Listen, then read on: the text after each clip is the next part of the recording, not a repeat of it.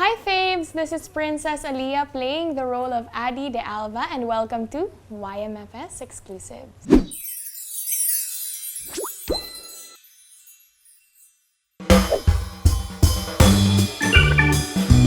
Siguro una scene ko is yung kinonfront ko na si Calix and si Raviel. Sabi ko, hindi niya pa talaga tutulungan si Angel, na parang hindi niya binuli si Angel, no? Tapos, pangalawa naman, gusto ko talaga yung eksena ni Caprice nung ginaganon siya or ninungod yung mukha niya sa cake. Grabe, sobrang galing niya doon, guys. Siyempre nandun din ako, di ba? Yun yung unang character development ni Adi.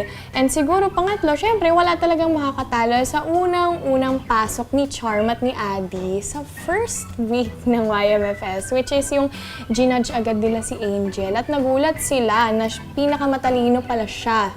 It's giving Linda Walker. Top 3 favorite scenes. Ito, hindi pa namin to nakukunan, pero alam ko magiging favorite ko na talaga to. Isa to sa favorite ko na scene namin. Sa lines pa lang, sa bonding pa lang na-imagine ko para sa scene na to ay yung bonfire scene namin. At next naman na scene ay nung nasa Brighton Bay kami, dun sa klase ni Ma'am Dragona. Alin kaya doon? Ang hirap doon! Pwede po ba? Sige, piliin na lang ako sa klase ni Ma'am Dragona. Yung ini-introduce ni Zion, yung dito sa na to, yung may mga problems sa na to, kung saan ka nakaupo, ganito, ganyan. Ina-explain niya yung seating arrangement. Gusto ko rin yung scene na yun kasi pinapakilala yung mga characters namin na si Zion, bully to. Si Adi, ayan, inirapan ako. So, nag-enjoy ako doon. Pati yung nabatuhan ko si Lee ng baseball. Nakakatuwa yun. Kasi hindi po siya totoo Fake lang po siya, foam lang po siya. Tapos tawang-tawa kami after nung sinin. Pinipigilan lang talaga namin. At yung number 1 naman ay yung nangyari sa first taping day. Yung opening din naman po namin nila Mama Bebe and Lolo Savi. Top three favorite scenes. Number one favorite scene was, this was the start of the show. My number one favorite scene was na nag-perform kami ni Jacob, nagsiklab sa stage. And when I did this with my glasses, that was so fun. And number 2, I guess yung sinapak ako ni Clifford, tapos na-reveal yung character ko. Dahil, ayun lang yung stunts na nagawa ko, nabagsak ako sa floor. And I love doing stunts. And number 3, I think it's when I revealed to Jacob when I was going to school na. And filming that was so fun, tawang-tawa lang kami sa set. And ayun, those are my top 3. Hindi siya nakarank, pero isa sa favorite ko yung bike scene. Kasi honestly, like before pa lang kayo mag-taping, kinakabahan na ako noon. Kasi di ba tinanong ako ni Kuya Edward, staff sa prod sa show namin. Tinanong niya ako, Marco, kaya mo naman mag-bike, di ba? Tapos sabi ko, oo naman, kaya ko mag-bike kasi nag-bike naman ako with my dad. Tapos biglang sinabi, aangkas mo kasi si Caprice eh. Kinabahan talaga ako noon kasi medyo matagal ako hindi nakakapag-bike. So, nung time na nag-bike kami, nilalakasan ko lang talaga yung loob ko para hindi kabahan si Caprice. Para hindi siya mag-worry na baka mamaya sumemplang kami or what. Pero ako, deep inside, medyo kinakabahan din talaga ako nun. Kasi syempre si Caprice, baka mamaya may sabit ko lang or ma-out of balance lang. Talagang nakakahiya talaga yun. Kaya talaga nilakasan ko lang yung loob ko dun sa scene na yun. And buti na lang may tiwala din talaga si Cap sa akin nung time na yun. Saka, naging favorite ko din yan kasi yun yung parang confrontation namin with Calix, diba? Tapos yun yung binatuhan ko sila ng soil. Tapos, LT talaga yun kasi pinag-practice pa kami. So, nung nag-practice kami, binato ko nga si Clifford ng lupa. And medyo napalakas yung bato ko, kaya sorry talaga ako nung sorry after. Pero overall, it's such a fun scene. And isa ko pang favorite na scene is yung yung eksena na nagbebenta kami ni Caprice ng tickets. Yeah, isa yun sa favorite scene ko, yung heart, heart, heart, coffee, coffee, coffee. Kasi during that time, last pong na kasi yun eh. So, medyo mahaba siya. So, may pressure and excitement din na nararamdaman. Pero nung time kasi na yun, parang flow state ako eh. Dude, parang nung ka-eksena ko na si Caprice, parang yung lines ko, it really came from the heart. So, ang swabe lang nung batuhan namin ng lines na yun. At parang, yun yung isa sa eksena na after naming mat-take, is may fulfillment sa akin as an actor na, nagawa ko siya. And I'm proud of that scene. And, yeah, yun. Tapos last, ito yung kay Charm. Yung kay Charm na, yung niyaya ko siya yung nag-happy birthday ako sa kanya. Ito, it's one of my favorite, not because not because I was so proud of myself during that time, but because I was really pushed sa limit ko. And for the first time, nahirapan akong kumarga and nahirapan din akong kumalas. So, I'm stuck. Kumbaga, na-stuck ako in between that. So parang, shocks. Nagpinagantay ko sila. Honestly, medyo matagal yun. Tinatry kong i-compose yung sarili ko to find the right emotion. Pero nahihirapan talaga ako. Like, nag-block talaga ako. Like, I don't even know kung paano siya nangyari. Like, hindi ko siya ma-describe. For the first time nangyari talaga sa akin yun. And after that scene, I just really feel bad for, syempre kay Direk na kaya na parang hindi ko na ibigay yung hinahanap niya. And of course, kay Caprice, kasi punong-puno siya ng, puno siya ng harina nun. Yung pintura na may harina. Ang hirap pa naman tanggalin sa ulo yung harina. So, na-feel bad talaga ako kasi nag-aantay lang siya doon. Like, pwede ba makuha ko na tong emotion na to? So, nahiya talaga ako doon sa kanya. Kaya, ayun, kasi siya sobrang tinutulungan niya ako. Like, she even offered her hand para doon ako kumuha ng energy. Pero, for some reason, nawala talaga siya. Nakatulong talaga sila. Nakatulong talaga si Caprice, si Direk. Pero, hindi siya, hindi ko na-reach yung expectation ko. So, yeah, yun yung tatlong eksena ko. And, syempre, first scene namin yun ni Charm. So, I wanted to be the best, diba? I want it to be really touching for you guys. And kasi si Wei, ni-rehearse namin yun before pa eh.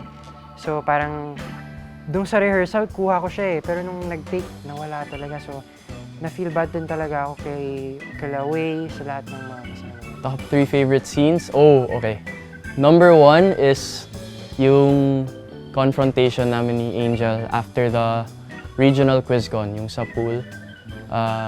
Yeah, siguro masasabi ko na that scene was, it really had an impact sa story ni Calix at Angel kasi parang yun yung naging turning point din na Calix actually understood what Angel was going through, and parang yun na rin yung naging turning point ng buhay ni Calix na after he realized how much Angel is going through, parang na-realize niya rin na hindi lahat ng tao sa buhay is privileged. Parang there are people na talagang they really struggle in life. Kung ako, sobrang ganda ng buhay ko, for others, they can be going through something. So, siguro it's not only about the character, but sobrang ganda din ng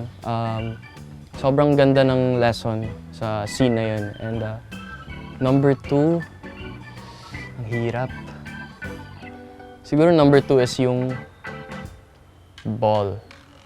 Yeah, it was super fun shooting the ball kasi parang nag-prom talaga kami sa totoong buhay, especially for me na hindi ko naranasan yung prom sa school. It was something that was really meaningful for me, and at the same time we got to enjoy sobrang fun ng set sa ball, and ayun, sobrang daming kulitan moments din. And for the last, grabe ang dami kasi. Eto, yung pinaka-last na sobrang favorite ko rin na scene is yung binugbog si Calix at Rabiel kasi grabe yung scene na yun, as in pinaghandaan talaga namin. Tinuruan kami ng fight director and as in grabe yung preparations namin para sa scene na yun. And syempre, sobrang intense din ng scene na yun. Parang that was the time where pinakita talaga ni Calix na he's super protective kay Angel, na kaya niyang, he can take a bullet for Angel. So, shooting that scene was really, really fun, but at the same time, super meaningful din para sa character ni Calix. Top 3 favorite scenes? Number 1, yung binuhusan ko si Angel and Zion. Nag-enjoy ako doon, and fairness, yung buong birthday surprise sa akin ni Zion. Second is yung ball scene with Zion. And then third one ko is maybe lie detector with Calix. Favorite scene. My top 3 favorite scenes sa You're My Favorite Song. Una, for sure yung pagbully ko kay Angel dun sa first day sa classes. Tapos yung eventually tinapon niya yung baseball sa mata ko. Second, siguro yung nabugbog kami ni Calix kasi that's my first ever fight scene talaga. Tapos gusto ko yung in the end, naligtas ko si Calix. Hindi na natuloy yung paghahampas ng skateboard sa likod niya. So, kumbaga, to the rescue din ako. And last but not the least, pinaka favorite ko, nagulat ako nung nabasa ko sa script. Yung sinayaw ko si Angel. Yun talaga yung parang, kasi never kami like nagka-eksena ni Cap na parang kaming dalawa lang in the moment. Kaya nung parang nangyari yung scene na yun, syempre nakaka-pressure si Cap na yun. So, kailangan ko talaga galingan tapos sasayaw ko pa siya. So, yun talaga yung never ko makalimutan sa You're My Favorite Song. Yung sinayaw ko si Cap. Top 3 favorite scenes. Siyempre yung first day na tinake namin, which is yung nasa classroom kami, tapos nang bubuli kami kasi yun yung parang nag-break ng ice eh. So, yun yung isa sa pinaka-favorite ko. Pangalawa is yung nag-bike kami. Yun din, sobrang saya rin. Parang sobrang natural lang siya sa amin na nagbabike lang kami, tapos umikot-ikot lang talaga kami. Bonding lang talaga siya. It was bonding yung feeling ng time na yun. And umulan pa nun habang nagbabike kami. Kaya memorable siya. Tas last is yung prom. Yung prom. Kasi marami nangyari. Marami akong nakausap. Doon ko mas nakilala sila Princess. Kasi parang doon ko siya mas nakasama sa scene. Tapos nakilala ko rin sila Dash, yun, and everyone. So, I really like yung mga scenes na yun. Top 3. My top 1, ito very random, pero kasi tumatak sa akin to. Nung sinabi ni Calix dun sa mga classmates niya na aral-aral pa kayo dyan, mga bobo naman kayo. Tumatak talaga sa akin kasi ang random niya. So, nananahimik tapos Calix talaga eh. Yung top 2, yung ball. Yung ball. Kasi nakilala ko doon yung different side ni Dash na hindi makulit, yung composed lang, tas ina-enjoy lang yung event, gano'n. Top 3 ko naman is yung nandun kami sa bedroom ni Calix. Kasi nakahilata ako doon eh. Yung pa ako ata nasa headboard ng kama. Tapos kain lang kami ni Ponzi, tapos ni Raviel, tapos in between takes, nagja-jamming, gano'n. It was very fun. Top 3 favorite scenes. One is the one where Heat was confronting his dad. Where Heat's dad, Cesar Neil, he told me to get out. And I was just watching Heat. Heat's acting was so good there. I was very impressed. I was like, wow. My second favorite scene is the concert. The pilot. Yeah, the pilot episode. The concert where we were just jamming. Next one is the bedroom scene, where he was telling me that I'm getting enrolled in school. It was fun because we really related to that. The real happiness because we're both homeschooled. So it's just really exciting to be part of something like that, you know.